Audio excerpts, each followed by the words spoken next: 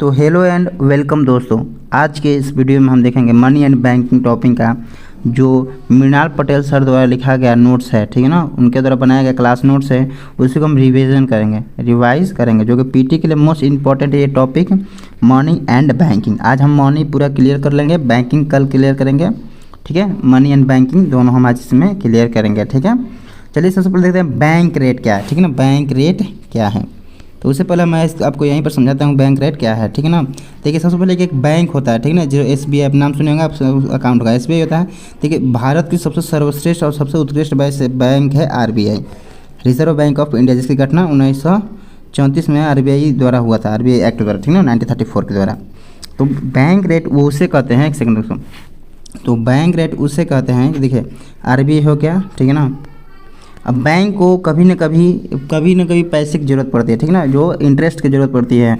Bank जो है RBI से पैसा लेती है, ठीक है ना। बैंक जो है किसे RBI से पैसा मांगती है और ये RBI इसको पैसा देती है। जिस पर RBI उसको जिस पर पैसा देती है वो बैंक रेट हो गया। बैंक रेट जिसके मान लीजिए अब ये हालांकि लॉन्ग टर्म के लिए होता है, ठीक है ना, लॉन्ग टर्म के लिए, मतलब अत्यधिक से जैसे कि 10-15 साल का बैंक चाहिए, बैंक को पैसा चाहिए RBI से, RBI बोले कि ले लो पैसा, बट उसके ऊपर ब्याज लगाएगा 3% से 5% जितना हो, वो बैंक रेट डिसीजन होता है, हम उसको देख लेंगे, ठीक है ना। बैंक रेट वो हो गया, ठीक है ना, जो एक ऐसा रेट है, एक ऐसा दर है जिस पर RBI रीजनल बैंक या छोटे बैंकों को कहती है उधार देती है। तो ऐसा करते हैं समझ में आएगा। चलिए इसको हम पढ़ लेते हैं, मृणाल पटेल वो नोट्स का। देखिए ये लिखा है RBI द्वारा वाणिज्यिक बैंकों को, ठीक है, लॉन्ग टर्म बोले लॉन्ग टर्म लोन देने का ब्याज दर का प्रयोग किया जाता है, उसे बैंक रेट कहते हैं। यहाँ बैंकों की सिक्योरिटी गिरवी नहीं रहती, ठीक है। अब सिक्योरिटी क्या है हम आगे इसको बताएंगे, ठीक ना। ये गिरवी इसमें कुछ रखा नहीं जाता, डायरेक्ट वही होता है। बैंक रेट एक पुनः कटौती रेट की डिस्काउंटिंग के रूप में कार्य करती है। बैंक रेट के अंतर्गत RBI प्रथम श्रेणी वाणिज्यिक बिलों को पुनः कटौती करता है, ठीक है ना। बैंक अथवा वित्तीय संस्थान उसकी गारंटी बिल देता है। बैंक रेट का प्रयोग किसमें लॉन्ग टर्म के होता है, यदि बैंक शेयर SLR आगे बढ़ेंगे, ठीक है ना, जमा करता है तो पेनल्टी इससे तरफ होती है, और महंगाई नियंत्रण में इसका होता है, ठीक है ना। चलिए आगे देखते हैं इसमें। अधिक बैंक रेट हो गया, अब आगे बचा हम लोग का रेपो दर, ठीक है ना, समझ में आया। अब एक यहाँ पर ये समझ लीजिए बैंक रेट, ठीक है ना। एक सेकेंड देखिए बैंक रेट, एक सेकेंड दोस्तों, ये मान लीजिए ये बैंक रेट हो गया, ठीक है ना। अब बैंक रेट कम है, ठीक ना, मान लीजिए बैंक रेट RBI बहुत कम कर दिया, क्या होगा, उससे बैंक अधिक अपना पैसा लेगा, बैंक अधिक पैसा लेगा RBI से। अधिक पैसा अगर बैंक पैसा होगा तो अधिक पैसा वो लोन देगा, ठीक है ना, लोन देगा अधिक, इससे क्या होगा, इन्वेस्टमेंट बढ़ेगा, इन्वेस्टमेंट बढ़ेगा तो क्या होगा, GDP ग्रोथ होगा, ठीक है ना, GDP ग्रोथ होगा। तो ये रहा इसका इम्पैक्ट। और बैंक रेट अगर मान लीजिए ये कम, ये अधिक रहेगा तब ना, नहीं कम, सही। ये अगर मान लीजिए बैंक रेट अधिक कर दिया तो बैंक जो है कम लेगा, लोन अगर कम देगा, कम अगर पैसा देगा तो लोन नहीं देगा, कम देगा, उच्च दर पर देगा, इन्वेस्टमेंट कम होगा, GDP कम होगा, ठीक है ना। इसे क्या होगा, इन्फ्लेशन कंट्रोल होगा, ठीक है। ये हालांकि आपको समझ में आएगा, ये समझ सकते हैं, ठीक है ना। चलिए आज इसमें देखे हैं बैंक रेपो रेट क्या है, ठीक है ना।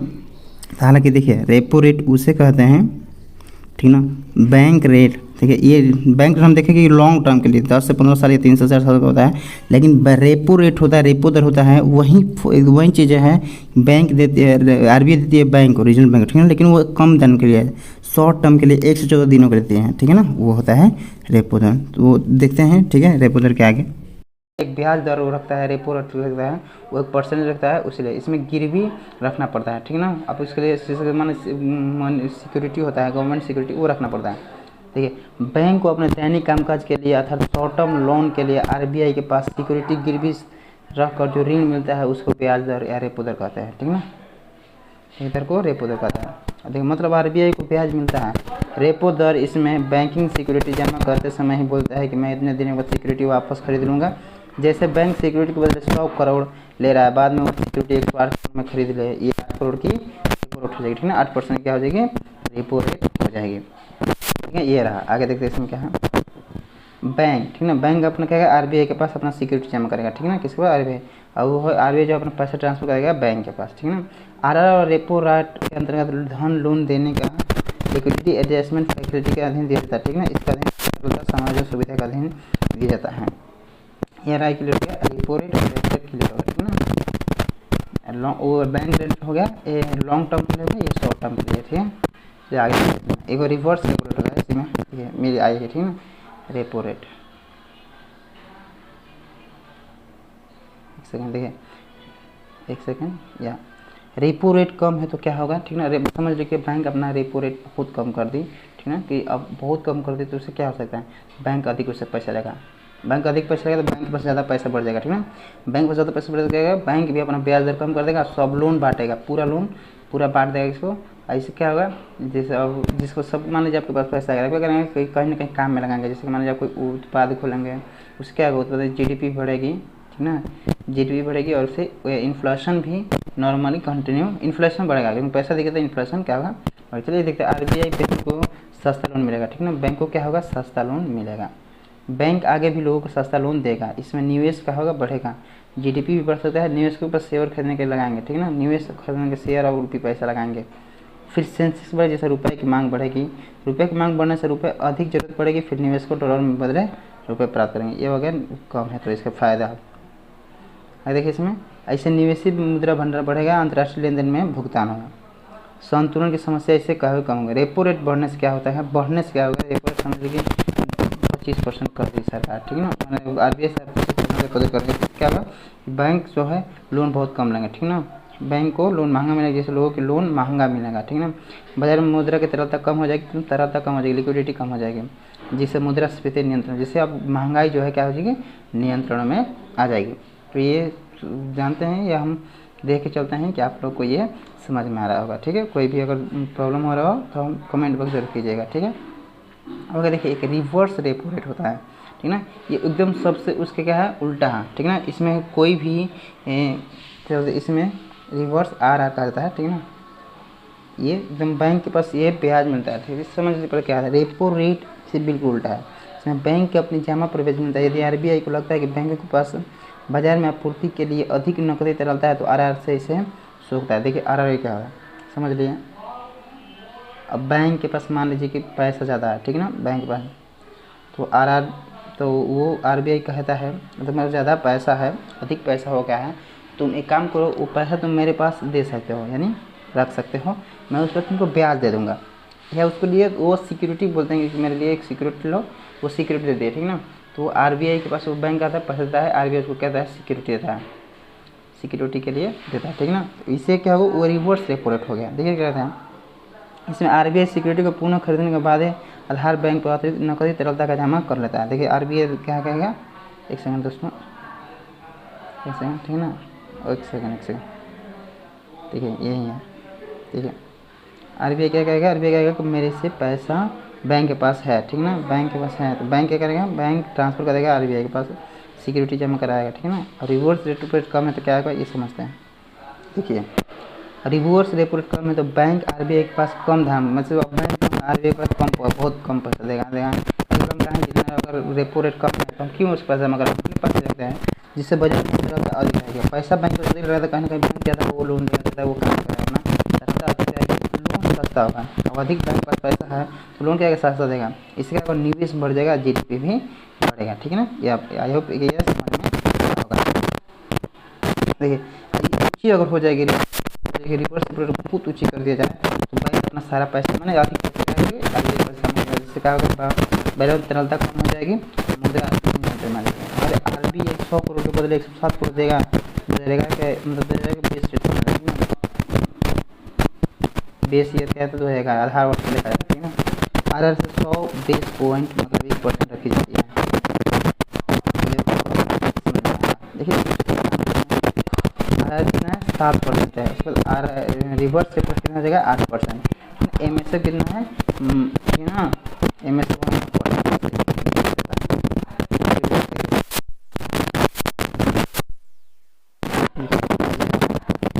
ये तीनों चीज़ें एम एस क्या है ये समझ लेते हैं, ठीक है ना। आप मार्जिनल स्टार्टिंग फैसिलिटी होता है, ठीक है ना, जैसे कि आरबीआई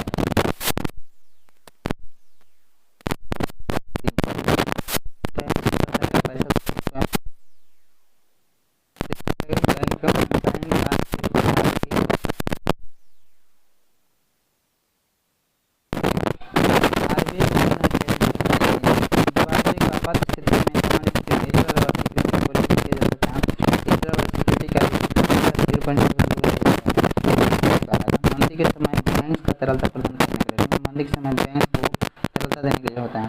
ये में से पहले ले इसका आंसर ये कम से कम मंदी इक्वल होता है, मतलब अधिक इसका कहता है इक्वल, ये कम से कम 5% होता है, ठीक ना। ये तो सिर्फ अनुसूचित बैंक पे प्रयोग कर सकते हैं। अनुसूचित बैंक RBI एक बना है, एक नीति ऐसा बैंक के लिए सरकारी निजी दोनों बैंक लिए हैं। ग्राहकों के लिए हितों की रक्षा और bank NPA non banking facility नहीं है इसमें, ठीक है ना। ये बैंक NFC से भी लोन ले सकते हैं, ऋण लेने के लिए SLR के अंदर सिक्योरिटी, ठीक है ना। MSF रेट को लागू करने का लक्ष्य कल मनी मार्केट, ठीक है ना, ये पढ़ेंगे कि ब्याज दरों का नियंत्रण में रखना है, ठीक है ना। आगे देख रहे हैं। और देखिए आरक्षित अनुपात क्या है,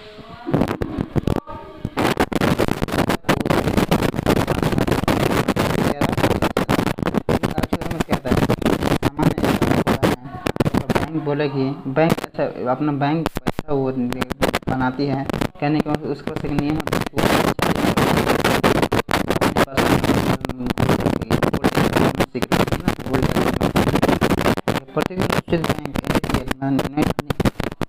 जैसी का एक निश्चित नकद रुपये RBI का जमा कर रखना पड़ता है, ठीक है ना। CRR आगे देखेंगे इसको, ठीक ना। CRR रोज कितना बैंक वो कमा रही है, निवेश आ रहा है, उसके बाद कितना बैंक वो दे रही है, उसके बीच का अगर परसेंट निकाला क्या अंतर का, तो उसके में के एक निश्चित अनुपात में 10% में रखना पड़ता है। इसके बाद अपने पास रख सकता है, RBI पास या CRR में जमा कर सकता है। इस तरह समझिए, देखिए एक बैंक है, ठीक है ना, बैंक है, ठीक है। नेट लाइबिलिटी होता है इसका मतलब, देखिए समझिए बैंक 10 करोड़ का उसके पास निवेश है, ठीक ना, 10 करोड़ उसके पास एक दिन में आया, अब वो 5 करोड़ दे दी, 5 करोड़ वो दे दी, उसके बाद बचा कितना, बचा टोटली 5 करोड़। 5 करोड़ अगर बचा, ठीक ना, 5 करोड़ बचा तो वो क्या 5 करोड़ में अब RBI एक है SLR या CRR जो शेयर में 10% रखा, 5 करोड़ कितना हो गया 550 लाख वो रखना पड़ेगा अपने पास, ठीक है।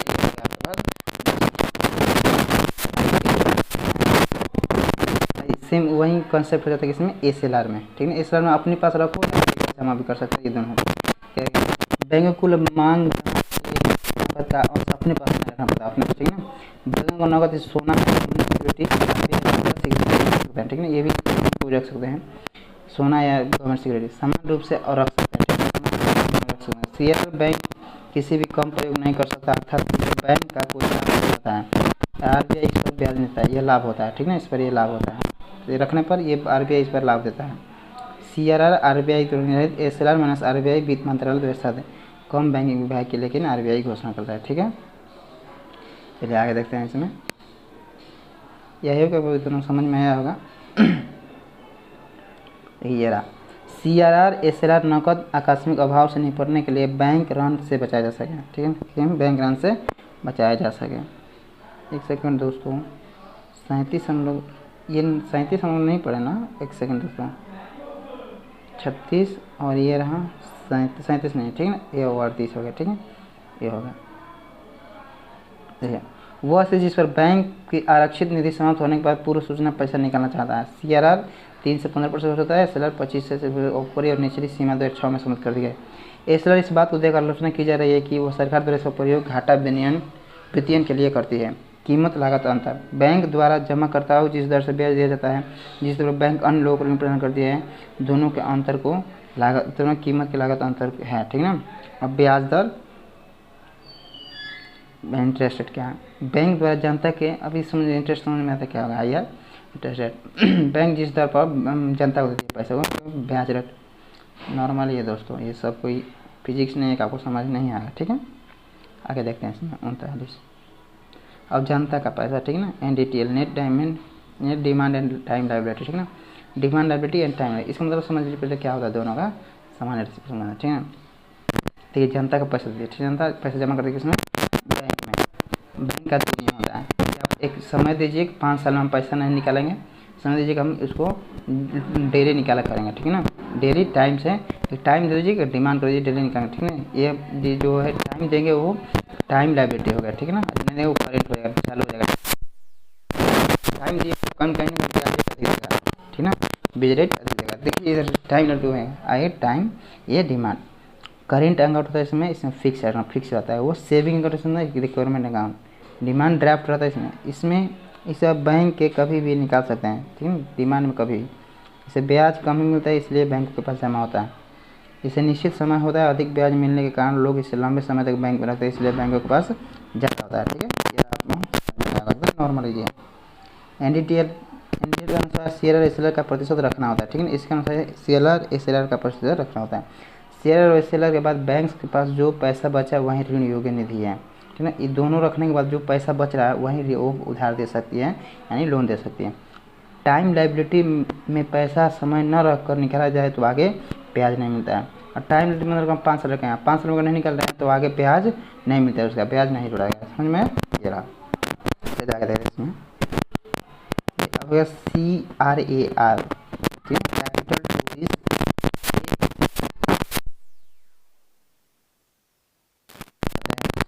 टू अनेक जोखिम भारतीय कुल संपत्ति परिसंपत्ति को एक भाग के रूप में आधार पूंजी में मेंटेनेंस करनी पड़ती है। भारत में एक मानक बेस 1 1992 में बेस का संशोधित बेस 3 लागू किया जाएगा। आधार पूंजी देखिए बेस कैपिटल क्या है, समय इस्तेमाल पूंजी एक रखा जाता है ना, बेस पॉइंट CRAR रखा जाएगा, जिसे आपात के समय वो मेंटेन करने के लिए रखा जाएगा, है ना। मान लीजिए कि कभी कभी खराब हो जाए आपात के लिए। चलिए ये रहा, आगे देखते हैं इसमें, चलिए आगे देखते हैं इसमें, ये रहा देखिए ना, अर्थव्यवस्था, मुद्रास्फीति और तरलता माप के संगठक। MG होता है current in circulation banker deposit with RBI, ठीक है। Author deposit with RBI, bank deposit कर सकता है, RBI कर सकता है, करेंसी कर सकता है, ठीक है। टोटल M बराबर रिवर्स मनी, मतलब ये मिल जाता है। जनता के पास कितना पैसा है, M1 रखा जाएगा, नोट के रूप में कम्युनिटी में करेंट और सेविंग अकाउंट दोनों। M3 में M1 plus time and fixed deposit हो गया, M1 प्लस टाइम जनता का पैसा plus fixed time deposit. M2 मतलब M1 plus post office saving, M4 मतलब M3 प्लस पोस्ट ऑफिस कुल संपत्ति। M1 M2 संपत्ति नैरो मुद्रा कहते हैं, M1 M2 को, M3 को व्यापक बॉरोड मुद्रा दोनों कहते हैं, ठीक है ना। देखिए M1 बड़ा, M4 से बड़ा है, उसके बाद M2 बड़ा है, उसके बाद M1 बना हुआ है, ठीक है। समझते हैं देखिए हम लोग कार्य समझते हैं क्या करता है। मुद्रा एक समान नहीं है। मुद्रा सही प्रकार की संपत्तियों का सबसे तरल है, ठीक है ना। सार्वभौमिक स्वीकृति मतलब सभी जगह स्वीकार्य है। भूमि, मकान, बॉन्ड, सोना आदि को सार्वभौमिक स्वीकृता नहीं है। अब भूमि हर जगह नहीं दे सकते हैं, मकान नहीं दे सकते हैं, बॉन्ड नहीं दे सकते हैं, लेकिन ये मुद्रा सभी जगह देना है। अब करेंसी रूप में ये भी देख लेते हैं, फिर जो है करेंसी रूप में हो सकता है, नोट के रूप में, बचत खाते, चालू खाते, ये सब मुद्रा है, ठीक ना। आइए कागजी मुद्रा हो सकता है, ठीक है ना। ये हो जाएगा मान जमा, चेक के रूप में हो सकता है दोनों। इनसे जो है स्वीकार किया जा सकता है, इसलिए ये वैध मुद्रा नहीं है। चेक जो है वैध मुद्रा नहीं है, ठीक है ना। मांग मुद्रा जो है वैध। मुद्रा का संचालन वेग मुद्रा की इकाई का बार हस्तांतरण है। मुद्रा का संचालन वेग जो है मुद्रा की एक इकाई का अधिक बार हस्तांतरण है, ठीक है ना। अधिक बार हस्तांतरण है। वस्तु विनिमय मुद्रा के बिना आर्थिक वस्तु में वस्तु देकर वस्तु है ना, जैसे धान दे के धान ले कोई सामान लेते हैं, वो है वस्तु विनिमय नॉर्मली, ठीक है। चलिए आगे देखते हैं। अब मनी पॉलिसी, ठीक है ना, मॉनेटरी पॉलिसी। दोस्तों आज के इस वीडियो में हम इतना ही पढ़ेंगे, देखिए क्या पढ़े हैं बट अपन डिस्कशन करा देते हैं, ठीक है। हम मनी एंड बैंकिंग पढ़ें, ठीक है ना। बैंकिंग को टोटली खत्म कर दिए हैं। मॉनेटरी पॉलिसी हम कल के इस लेक्चर में करेंगे, ठीक है ना। ये हम देख लिए totally bank rent, CLR, SLR, SFR सब चीज़ देख लिए हैं, ठीक है ना। तो कल के वीडियो में फिर मॉनेटरी पॉलिसी करेंगे। ये रहा मृणाल पटेल, देखें ना, यह है मृणाल पटेल के क्लास का नोट्स है, ठीक है, जो सभी जगह यूजफुल होता है। तो आज के इस वीडियो में इतने रुकते हैं। नेक्स्ट वीडियो को इस चैनल को सब्सक्राइब करिए, कमेंट लाइक जानना ही समझ में आएगा कमेंट कीजिए। तो धन्यवाद दोस्तों।